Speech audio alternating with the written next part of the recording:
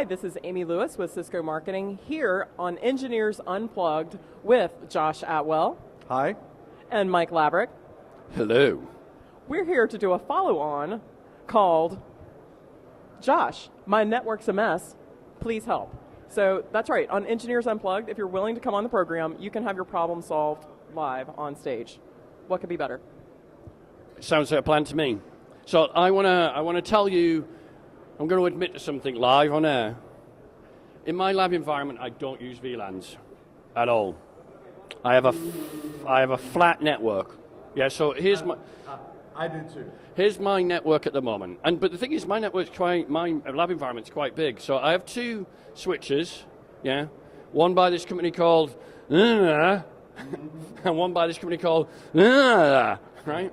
And more or less all the storage is plugged into here, and my ESX hosts, which have 4 NICs each, 2 of those NICs are in here. I also run on those NICs my vMotion, my management, IP-based VM kernel ports, yeah, the whole doolally. And I leave these 2 NICs just going to this switch, yeah?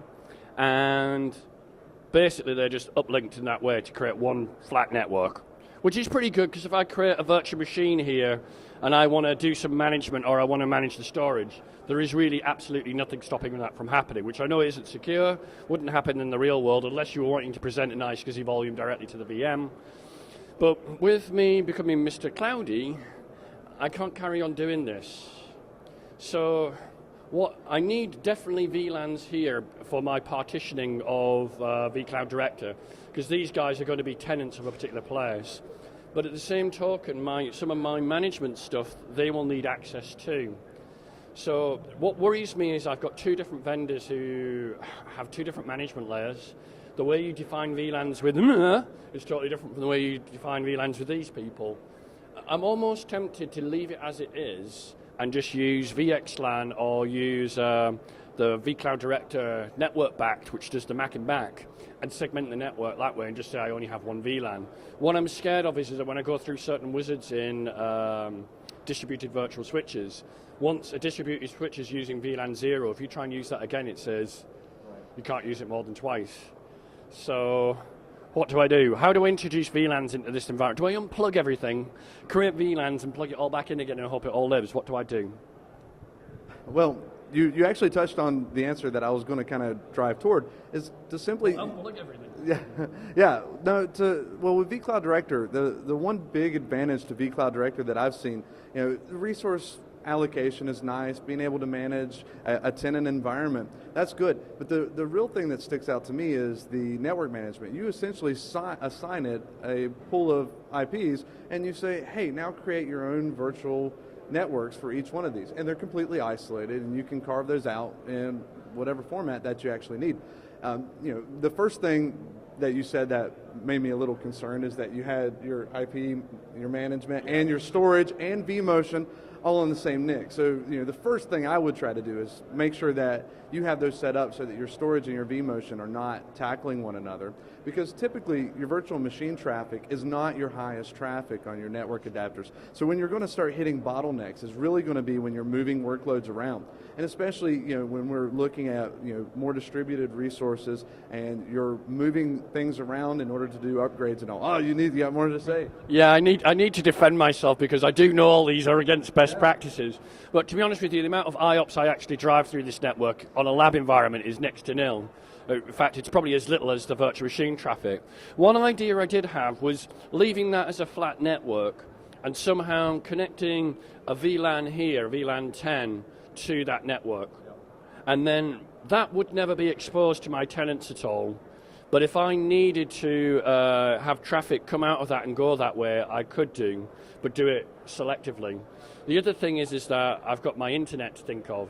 So I forget which particular one of these switches is connected, but one of them is connected off to a firewall. That's probably off the end of the string. Also by another vendor. Yeah. So I have to give these tenants access to the internet somehow as well. So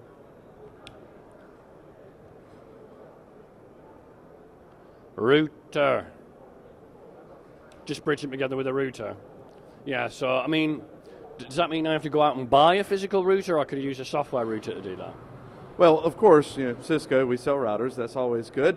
You can give me one. You'll have to talk to somebody on the other end there. But they do have routers that you can download that are actual virtual appliances that will serve the function of a router. In fact, in the Auto Lab, there's a virtual router installed on that. So you could actually put a router right here, and then as long as that VLAN is exposed to that switch, because I do like that, because it is a good practice to keep your management layer isolated from your virtual machine layer.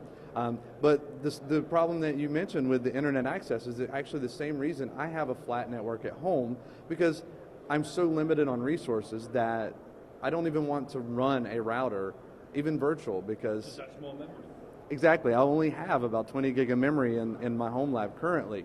So it does, it comes down to, and even with our architecture conversations that we've had, your design constraints, they really kind of limit you. But I think, by putting in a virtual router, setting up your VLANs on this side, go ahead and keep that flat, and then your router can also give you access to your firewall. Well, here's the other idea I had. I was trying to keep it simple. You can't get anything more simple than no VLANs at all. The other idea I had is, why not make each switch the identikit of each other? So for every VLAN that's here, there's a VLAN there. For every VLAN's here, there's a VLAN there. And then just basically split my NICs across both switches, and then just let the traffic do whatever it wants to. But I don't particularly like the idea of having to learn two different network things. This particular switch was donated to me by a vendor.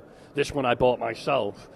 In the real world, I probably wouldn't be facing this issue, because I probably would have had a single switch architecture, and they would support stacking of these switches and treating them as a single layer of switching, rather than two different layers which they have no relationship to each other. Well, I'm with you 100% there.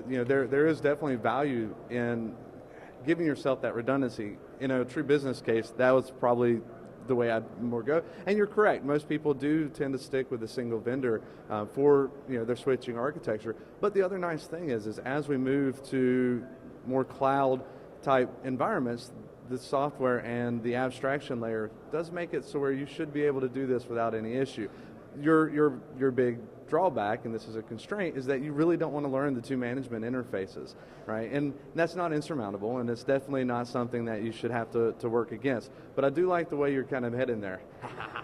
We've got to fight over the mic. Yeah, I guess one thing I would say is, probably I'm being a bit scared here, is that because I've never logged into these and had a look at their UIs, creating a VLAN isn't that difficult, and enabling it for trunking isn't that difficult. It's probably a 5-minute job, but because I've had this kind of setup for decades, for years, I just had a single switch. I didn't have two switches, so it wasn't an issue.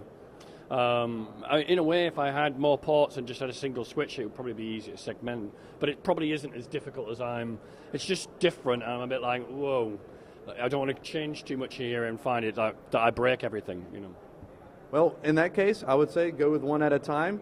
Get the virtual machine one set up, get your VLANs so that you can isolate, especially since you're running vCloud Director, and then see how bad that was. And if it wasn't too bad, maybe you can pick a day to play around with the other one. But we better stop, because with us, we can just keep talking about this stuff forever, but Amy's going to cut us off. I wouldn't do that much.